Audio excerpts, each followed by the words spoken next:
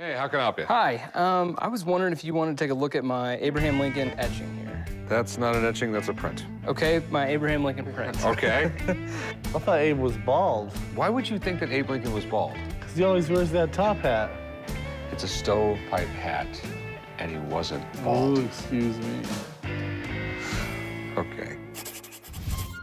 Coming to the pawn shop today to see if I can sell my Abraham Lincoln print. The reason I want to sell it today is I've had it for so long and not really done anything with it. I don't really know how much it's worth, but with it being Abraham Lincoln, there's a chance that it could be worth a lot of money, and that would be pretty exciting. So you have a print here of Yes. Abraham Lincoln that's Yep. autographed at the bottom, A. Lincoln. We have oxidation around the edges of the paper here, so you can tell that it's pretty old. Lincoln died in 1865. Right. People have been putting up pictures of Lincoln for over 100 years. Everyone points to him as an example of what a president should be. I mean, the guy helped end slavery and guided us through a civil war. He's earned a place of respect in history. You got something really interesting here. In 1865, they still used lamp black, iron filings. It was a weird combination for ink, okay? After 60, 70, 80 years, those iron filings began to rust. Okay. That's why when you look at old documents and things like that, all the letters are no longer black, they're orange. Okay, that's interesting. First hint on anything this age is why do we have black ink then? Right, right. All right? You ever hear of Joseph Kazi? No. He could forge just about anything. Joseph Kazi was one of the most famous forgers in American history. Kazi faked everyone from Benjamin Franklin to George Washington and sold them to big-time collectors. He even forged a copy of the Declaration of Independence. This is something that was done, I believe, 1920s, 1930s. Oh, really?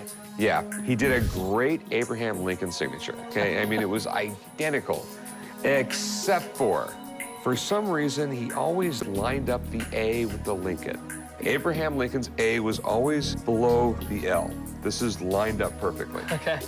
So if you ever see the A lined up with the Lincoln, it's Joseph Kazi. So, I mean, it worth anything? Believe it or not, the forgeries by Kazi are worth a little bit of money Really? because it was by a famous forger.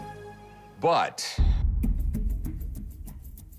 what you have here is a copy of a forgery. And I know that because one of my guys actually bought one of these a few years ago, and I had it checked out. So is it worth anything at all? Nope. Yeah. I mean, because you don't even have the forgery. Right. This is a copy of a copy? It's a copy of a forgery. It's not even the real forgery.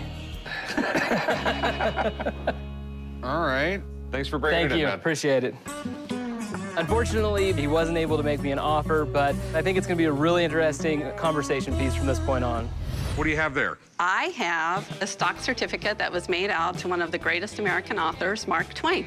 Okay, you have a stock certificate from the Goodman Gold and Silver Mining Company, Virginia City, Nevada. Do you know what Mark Twain said about gold mines? No.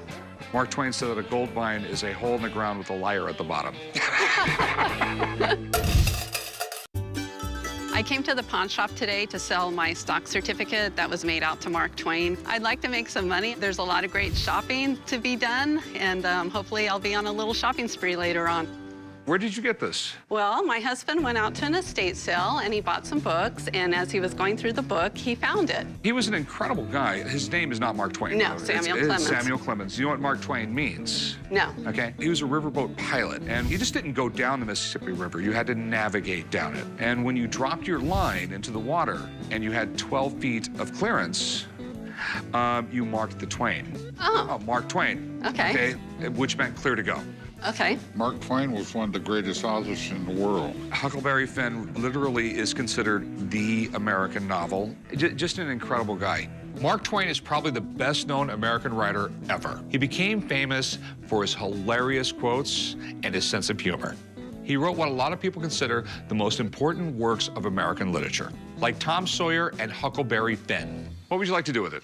I'd like to sell it. Okay, now how much did you want for it? I'd like $500. Okay. Here's some big concerns I have about it. Okay. All right. Mark Twain was not Mark Twain. He was Samuel Clemens. Yes. This is supposedly a stock certificate where the shares are worth $100 a piece, and he has 100 shares. Would you put that stock certificate in your pen name or your real name? I read that they put it in the Mark Twain name just as encouragement for him to write about them. Okay. My other concern is I have never seen a stock certificate printed like this. Even back in those days? Even back in those days. If you owned stock in a company, you presented your stock and your dividends were paid. If it was printed this simple, anybody could counterfeit it. Just everything about it screams fake. This was probably made in the 1920s, 1930s, and some guy was making a lot of money selling a lot of these. I wish it was real. I mean, he's one of my favorite characters in history. Okay. Thanks for coming in. Thank you. Thank you very much, young lady. I'm really disappointed the stock certificate was a fake. Now I guess I'll just have to win some money at the casino. What do we have here? I have some Wells Fargo belt buckles made by Tiffany. A Wells Fargo belt buckle from Tiffany is really rare. Wow. I came to the pawn shop today to sell my Wells Fargo belt buckles made by Tiffany. I like collecting antiques. It's fun to keep the past alive. I was hoping to get, $500 a piece just so I can get some more money to go buy some more antiques. So where did you get these? I got them here in town at a flea market. The guy I bought them from a museum in Montana in 1969. Okay. And this is the marking of Tiffany on the back. All three have it. Okay, do you know who these guys are? Mr. Wells and Mr. Fargo. That's correct. They started Wells Fargo Express Company. What happened was the gold rush started in California. There was nothing out there, and there was no rules and regulations. So anybody could start a bank, anybody could start an express company. They had stagecoaches going from town to town. I just love the fact that it's from Nevada. I mean, that would make it extremely rare. During the gold rush, Wells Fargo made a lot of money off a lot of people. They would ship gold and other valuables and eventually grew into one of the biggest banks in the world. How much did you pay for these? $100. Okay. A genuine Wells Fargo and Company belt buckle from Nevada from this time period, made by Tiffany and Company, would be worth tens of thousands of dollars. But these things are often faked. But I have a letter from Tiffany that says that they're real. Oh, you do? Mm-hmm. Your buckle was indeed made by Tiffany in mid-last century for the thousands of employees of Wells Fargo and Company. Thank you for your interest, Tiffany and Company, C.H. Johnson, Service Manager. Let me just show you something right here.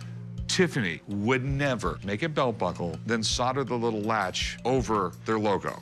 Anything associated with Tiffany was done perfectly. This is not perfectly, therefore I know it's not Tiffany's. And none of these belt buckles popped up until 1970-ish. Tiffany never made a belt buckle for them. The story goes, when these belt buckles first came out around the country, someone basically was just driving around the country going from antique store to antique store and apparently made a fortune. He got rid of thousands of them. But have you seen the letter before? If I'm gonna sell you a fake belt buckle, I wouldn't have a problem typing up a fake letter. This makes me feel terrible when this happens. At least it was only $100. Yeah, it's been a lot worse. I never buy anything fake, no matter what. Just having it around the shop is risky, because an employee might think it's genuine and sell it. That could turn into a real nightmare. An ivory tusk. Okay.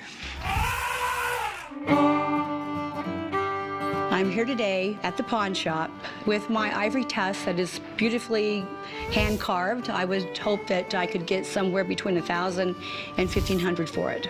And what do you want to do with it? I want to pawn it for 7 to 10 days.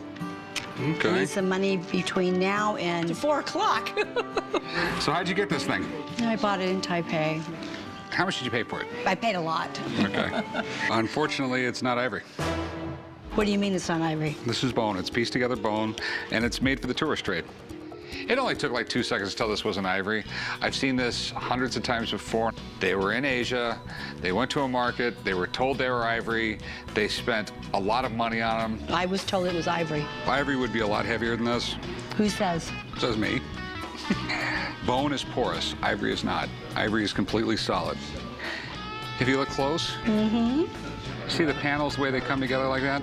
Well, if it was real ivory, it would just be one solid piece. And what they do is they cut up pieces of bone and they shape it around a piece of wood, and this is what you get. Oh my goodness. As a matter of fact, through the split right here, you can see the wood that's underneath it. When you go overseas, there's a lot of unscrupulous dealers who will tell you it's ivory when it's not. I'm not really interested in buying ivory anymore. I mean, ivory used to be needed for billiard balls, concert pianos, and a few other things. Nowadays, you have synthetics. I don't like the process of getting ivory. I don't like the politics of it. I don't like anything about it. How much were you looking to get out of it? 1,000 to 15. There's no way. I would loan you like $100 on this. No. Okay, that's what I could do. Do a little bit better. There's no way I could do better. It's not real. It's bone. Okay. It's beautiful. Yeah, it's pretty. Yeah, but I don't loan on pretty. I loan on what I can sell it for. Okay, I mean, that's basically what you got. All right, thanks a lot. Thank you. I'm very upset. I was told it was ivory, and years later, now I'm finding out that it's not.